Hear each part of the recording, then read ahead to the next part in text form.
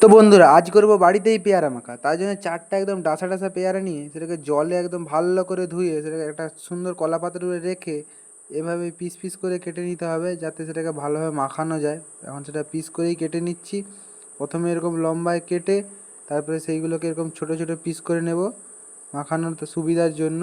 তারপরে সব কিছু একদম কোচানো হয়ে যেতে সেটাকে একটা বড় ডিশে নিয়ে নেব ভালোভাবে মাখানোর জন্য, কারণ ছোট কলা পাতায় মাখালে গেলে নিচে পড়বে। তারপরে তাতে দেবো কিছু কাঁচা লঙ্কার কুচি, সঙ্গে দেবো অল্প একটু নুন, তার সাথে দেবো একদম 1 চিমটে লঙ্কা গুঁড়া, কাসুন্দি সস এবং এক কুচি পাতি লেবু। সেটাকে একদম ভালো করে দিয়ে তারপরে নাড়াচাড়া করে ভালোভাবে মাখিয়ে তো রেডি হয়ে গেছে আমাদের পেয়ারা মাখা। খুবই কম সময়ে একদম খুবই সুন্দর দেখতে লাগছে। এবার চলো টেস্ট করে দেখা যাক। তো একটা প্রথমে নিয়ে টেস্ট করে দেখলাম, সব কিছুই ঠিক আছে, টেস্ট খুবই ভালো এসছে।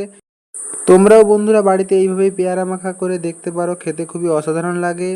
এবং ভিডিওটাকে লাইক করো, শেয়ার করো এবং চ্যানেলটাকে সাবস্ক্রাইব করো, ইনস্টাগ্রাম থেকে দেখলে ফলো করো।